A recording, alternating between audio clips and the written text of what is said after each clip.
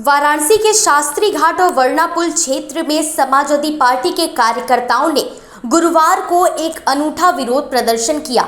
इस विरोध प्रदर्शन में सांकेतिक तांत्रिक पूजा का आयोजन समाजवादी पार्टी की ओर से किया गया।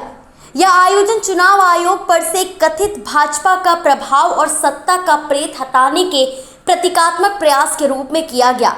इसे लेकर सपा नेता जिशान अंसारी ने कहा कि चुनाव आयोग जो लोकतंत्र का प्रहरी माना जाता है, अब राजनीतिक दबाव और सत्तारूढ़ दल के प्रभाव में काम कर रहा है।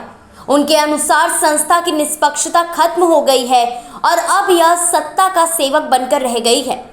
वहीं अधिवक्ता अभिषेक झा और आनंद यादव का कहना रहा कि पूजा का उद्देश्य आयोग में फिर से निष्पक्षता और पारदर्शिता लाना है। उन्होंने आरोप लगाया कि संवैधानिक रूप से स्वतंत्र यह संस्था अब वोट की डकैती और लोकतंत्र के हनन में भागीदारी बन चुकी है।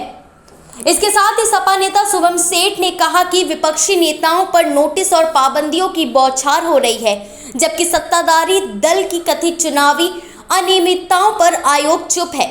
उन्होंने आरोप लगाते हुए यह कहा कि लाखों मतदाताओं के नाम पर वोटर लिस्ट से काटे गए सरकारी संसाधनों का दुरुपयोग हुआ और यह सब जनता के साथ सुनियोजित धोखा है।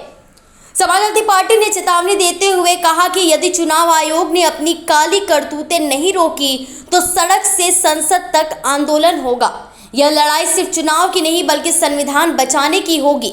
लगातार हिंदुस्तान के अंदर इलेक्शन कमीशन ऑफ इंडिया के द्वारा जो धांधली देखी जा रही है, और इस चीज़ को आप ये मानकर चलिएगा कि हम ही नहीं, विपक्ष के नेता राहुल गांधी ने और अखिलेश यादव ने इस चीज़ को स्पष्ट किया, दिखाया कि इलेक्शन कमीशन ऑफ इंडिया के द्वारा जो धांधलियाँ किया जा रहा था, तो कहीं ना कहीं हम सभी ने ये माना है कि ये सारी चीज़ें जो इलेक्शन कमीशन ऑफ इंडिया के द्वारा किया जा रहा है, इनकी मति भ्रष्ट हो चुकी है। तो आज उसी क्रम में वरुणा नदी के पास तांत्रिक पूजन और तांत्रिक महायज्ञ भी किया गया, जिसमें आप ये सारी चीज़ों को देख भी रहे हैं। पूरे विधिवत तौर पर ये पूजा किया गया कि जो भी सत्ता का भूत उनको पकड़ रखा है वो जल्द से जल्द दूर हो और निष्पक्ष होकर चुनाव इलेक्शन ऑफ इंडिया काम कर सके।